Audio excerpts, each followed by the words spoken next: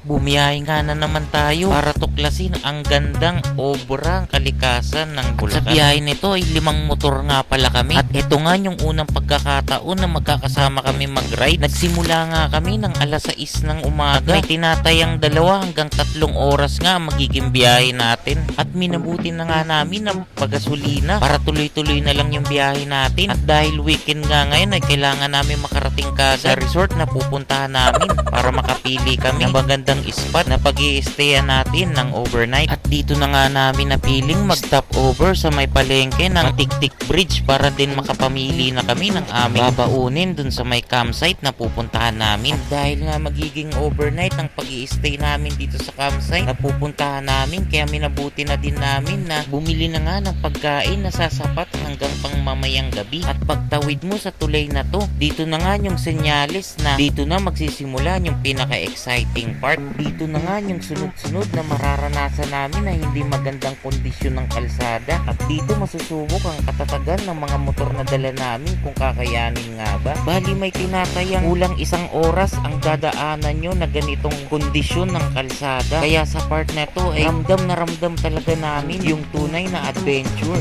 Puro palusong at lubak na kalsada ang madadaanan namin dito. At para nga walang maiwan ay nagdadahan-dahan nga kami sa aming pagtakbo para ma-monitor din namin ang isa't isa. Siguradong ubos ang mga preno ng motor namin pagkatapos ng rides na ito. Pero hindi nun mapapalitan ang katumbas na saya na dulot ng adventure na ginawa namin. Dahil ang pyesa ng motor ay madali lang yan kitain. Kapalit naman nun ay yung itong kasayang alaala na babaunin mo habang buhay. Ito nga yung unang resort na madadaanan namin. At kailangan naming lampasan to dahil dun kami sa unahan magka-camping at mag-overnight. Dito ay ramdam ko na nga ang pagod ng mga kasamahan ko. Pero kapag nakakita ka ng ganito kagandang tanawin, sadyang nakakawala ng pagod dahil tingnan nyo naman, dahil napakaaliwalas ng paligid at wala kang ibang makikita kung hindi man lalakihang puno at napakalinaw na ilog. Sabi nga nila kung gusto mo makita ng magandang lugar, kailangan mo nga paghirapan na puntahan. At sigurado naman pagdating mo sa lugar na yun ay mapapawi ang lahat ng pagod na dinanas nyo. At mapapasabi ka na lang talaga na worth it talaga yung mga pagod na dinanas nyo. Sakit sa kamay.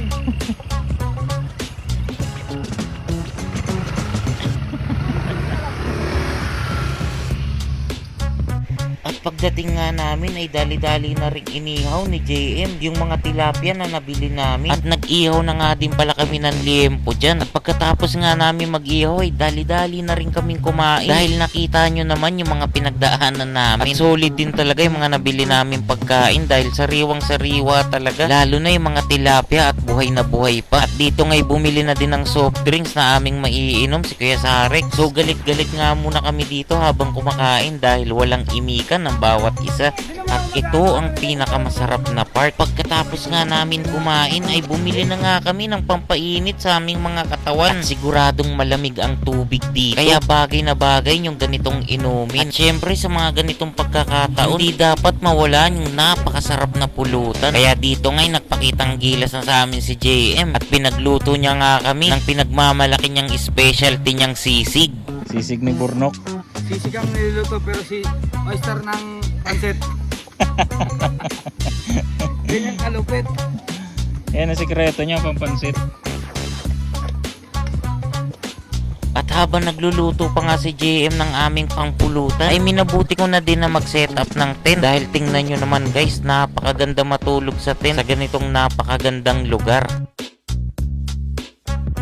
At dito na nga namin napili na magpalipas ng buong maghapon sa ganitong napakagandang lugar. Sadyang nakaka-relax talaga yung mga ganitong activity. Kahit once a week nyo lang gawin. Dito nga pala sa aming pinuntahan ay walang signal, walang kuryente, at syempre wala ding internet. Para sa akin ay hindi nakaka-boring yung ganun. Dahil paminsan-minsan ay kailangan din nating lumayo sa napakagulong syudad at sa mundo na napakagulong social media. Pumunta at mag-relax sa ganito napakagandang lugar lugar at napakatahimik. Yung tipong mga huni lang ng ibon ang iyong maririnig at lagaslas na agos ng ilog. Makipagbanding sa mga tunay mong kaibigan at bumuo ng napakagandang alaala na kasama sila na babaunin natin hanggang sa ating pagtanda. So hanggang dito ko na lang muna tatapusin ang video natin. At kung bago ka lang sa aking page, baka pwede mo naman i-like at i-share ang aking mga video at mag-follow ka na rin at mag-subscribe ka na din sa aking YouTube channel. Maraming salamat po sa inyong panonood. Peace!